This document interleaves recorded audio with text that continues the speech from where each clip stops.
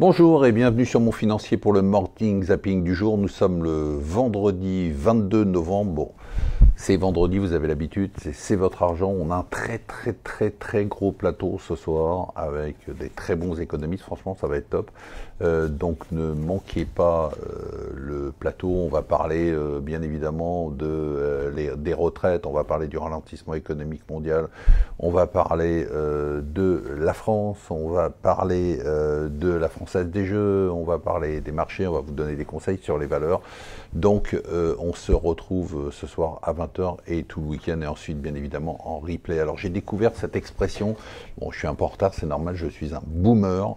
Ok boomer, pourquoi j'en parle? Ok boomer, ça veut dire en gros tais-toi le vieux ou ta gueule le vieux, c'est-à-dire c'est la réponse à la génération des baby boomers qui ne comprend rien au réchauffement climatique, qui se fout de la gueule de Greta Thunberg, qui a eu droit aux retraites, a mis de l'argent de côté, enfin a tout fait de travers.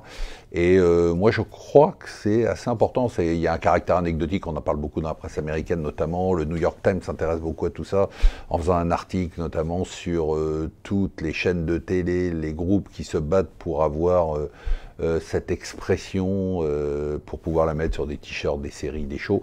Mais au-delà de ça, je trouve assez passionnant parce que je pense qu'on a aujourd'hui une petite tension entre les générations, ça se sent. Hein. On le voit très bien la façon dont Macron, qui est un peu victime de jeunisme et adepte du jeunisme, a traité les retraités depuis qu'il est au pouvoir et notamment en les considérant et en faisant passer pour des privilégiés. On sent qu'il y a quand même une tension. Il y a une tension entre les générations, il y a une tension entre les millénials et la génération Z, et puis bien évidemment les baby boomers, et cette expression ok boomer commence à prendre de l'ampleur, et je pense que c'est un sujet dont on va être amené. Bon, vous savez que je suis féru, que j'adore tout ce qui mélange la démographie, la sociologie, l'économie, et on a tout ça. On a tout ça, le politique évidemment, on a tout ça dans cette guerre des générations, on en reparlera, ouf.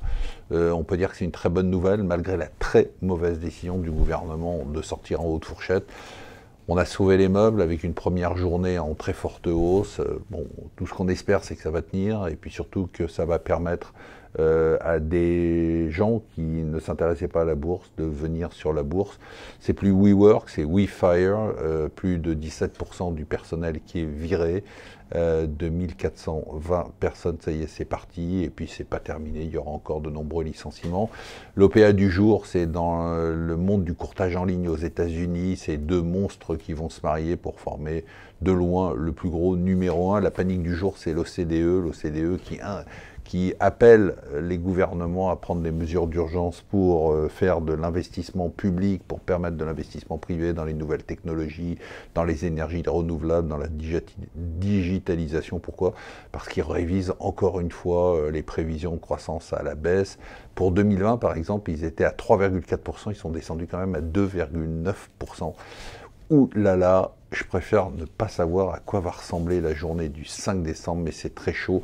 Même la CFDT, qui est quand même très proche du gouvernement, avec Laurent Berger, qui est très proche d'Emmanuel Macron, eh bien la CFDT cheminot contre l'avis, a priori, de Laurent Berger, a décidé de déposer un préavis de grève s'ils s'y mettent aussi.